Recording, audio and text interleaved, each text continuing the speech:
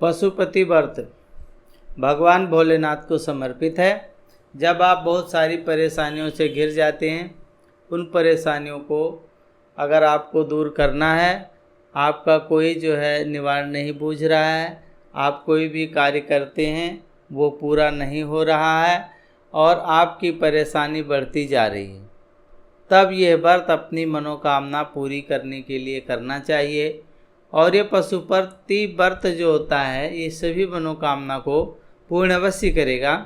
अतः पशुपति भगवान को शंकर पर पूर्ण विश्वास करके ही करना चाहिए। जब भी आप पूजन करें तो भगवान पर पूरा विश्वास करें। भगवान पशुपतिनाथ का जो है नियम, कैसे व्रत करना है, विधि, सारी जानकारी हम आपको देंगे। पशुपति व्रत कैसे करना है, कब करें। पशुपति व्रत को किसी भी महीने के सोमवार से कर सकते हैं, पर अभी जैसे मलमास चल रहा है इसमें आप करें, सावन के महीने में करें तो बहुत ही शुभ होता है, बहुत ही अच्छा होता है। आपकी मनोकामना पूरी होगी। चाहे कृष्ण पक्ष हो अथवा शुक्ल पक्ष हो, आरंभ कर सकते हैं आप इसे। और शास्त्र के अनुसार इस व्रत को करने के लिए किसी विशेष महीने की वैसे ज़रूरत नहीं होती है, लेकिन सावन में या मलमास में अगर हम कोई भी शिव आराधना करते हैं उसका लाख गुना फल हमारे को प्राप्त होता है। पशुपति व्रत को कितने सोमवार करना चाहिए, क्योंकि मैं सारी विधान आपको बताऊंगा, सारी जानकारी दूंगा। इस व्रत को आप 5 सोमवार करने का वैसे विधान होता है। 5 सोमवार को करिए, आपकी मनोकामना पूरी होगी। 5वां सोमवार जब आ जाए तब यह जो है पूर्ण हो जाता है। अगर आप इसे व्रत करने की सोच रहे हैं तो आप जो है जल्दी से इस व्रत को शुरू कर दीजिए।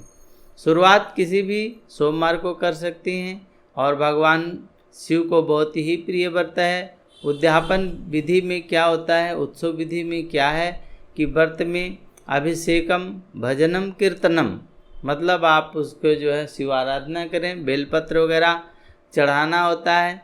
पशुपति व्रत की विधि के बारे में आप हमारे चैनल के माध्यम से जान लीजिए। आप पशुपति व्रत का अगर सोच रहे हैं या कर रहे हैं तो ये वीडियो आपको ज़रूर देखना चाहिए और इससे आपको सारी जानकारी मिल जाएगी। जब भी आप सोमवार का व्रत आरंभ करें तो सोमवार को स्नान करके स्वच्छ वस्त्र धारण करें और 5 सोमवार व्रत करने का संकल्प लें। अगर आप संकल्प ले सकते हैं तो संकल्प ले लें, अगर संकल्प नहीं ले सकते तो हमारे को अगर आप फ़ोन करेंगे हम आपका नाम गोत्र पूछेंगे और संकल्प दिला देंगे। फिर आप अपने जो है आसपास के शिवालय में जा कर के अपनी पूजा की थाली में क्या क्या ज़रूरी चीज़ें क्या रखनी हैं। आपने धूप रखना है, दीपक रखना है, चंदन, लाल चंदन, बेलपत्र और इत्र रखना है, फूल रखना है, फल रखना है, जल ले जाना है। शिव जी भगवान जी का अभिषेक करना है और इसी थाली को घर ला करके ऐसे ही रख देना है। आप जब साय के समय प्रदोष काल में स्वच्छ होकर के मंदिर जाएंगे, इसी थाली में मीठा प्रसाद लेंगे और दीपक ले करके, घी का दीपक ले जाना है, वहाँ पर जलाना है और मीठे भोग प्रसाद को बराबर 3 भाग में बांट लेना होता है। 2 भाग भगवान शिव को अर्पित करें और बाकी बचा हुआ भाग अपनी थाली में ही रख लेना है। इसी प्रकार से आप जो 6 दिए लेकर के आए हैं उनमें से 5 दिए भगवान शिव जी के सम्मुख प्रज्वलित करना है और बिना जला हुआ जो दिया है अपनी थाली में रख कर के घर वापस लाना है और इसे घर में प्रवेश होने से पहले अपने घर के मुख्य द्वार और दाहिनी तरफ चौखट पर रख कर के वहीं जला देना है। तभी भोलेनाथ की कृपा आपको प्राप्त होगी। घर में प्रवेश करने से पहले ऐसा नहीं है कि आप घर के अंदर आ जाएं फिर घर से बाहर जाएं और जा कर के दीपक जलाएं।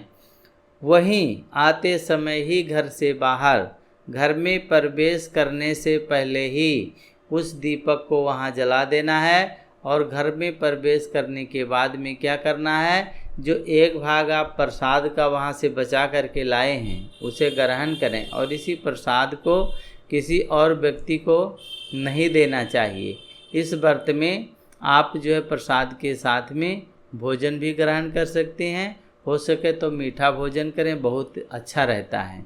पशुपति व्रत का नियम जो है हम आपको बता देते हैं। नियम की जानकारी बहुत ज़रूरी है। जैसा कि शास्त्रों के अनुसार प्रत्येक व्रत में अपने कुछ नियम होते हैं। जैसे हम अगर हनुमान जी का व्रत रख रहे हैं तो हमारे को नमक बिल्कुल ही वर्जित होता है, नहीं खाना होता है। ऐसे ही पशुपति व्रत अगर हम रख रहे हैं तो उसके क्या नियम है, इसको हम जान लें। इस व्रत के जो नियम है हम आपको बता देते हैं। इस व्रत को सोमवार के दिन ही किया जाता है। सबसे पहले नियम यही है।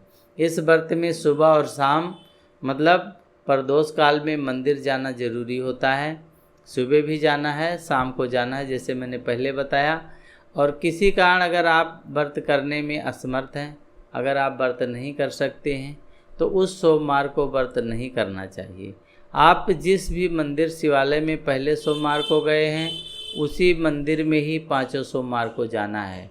शाम के समय प्रदोष काल में पूजा का बहुत महत्व होता है, इसलिए शाम को भी जाना है। व्रत करने वाले को दिन में सोना नहीं चाहिए, भगवान शंकर का ध्यान करते रहना चाहिए।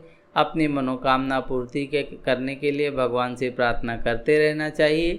इस व्रत में आप दिन में फलाहार भी ले सकते हैं। यदि आप दोबारा व्रत करना चाहते हैं तो एक सोमवार छोड़ करके फिर व्रत दोबारा शुरू कर सकते हैं। व्रत के दौरान श्रद्धा अनुसार आप दान भी करें। अगर आप जो है अपने श्रद्धा से ही करेंगे, आपकी श्रद्धा से ही भगवान भोलेनाथ प्रसन्न हो जाते हैं, प्रसन्न होंगे। और पशुपति व्रत की उद्यापन की विधि क्या होती है ये भी आप जान लीजिए। पशुपति व्रत को 4 सोमवार तक की गई विधि से पूजा अर्चना करना है।